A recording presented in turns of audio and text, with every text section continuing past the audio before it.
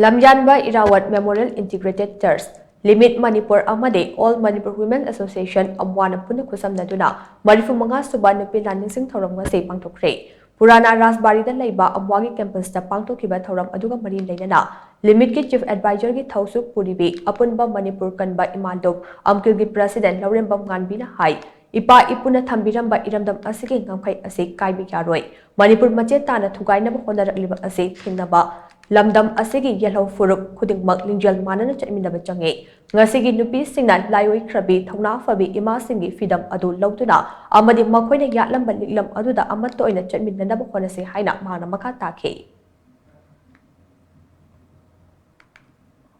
Ima singduna hanba laitana thongna lingjen phudokana ima laiba kanna bo honaraki aduna maram orakanda aikhoi si hujik choithoktabida aikhoi amatta ima singdugi khudung in laganda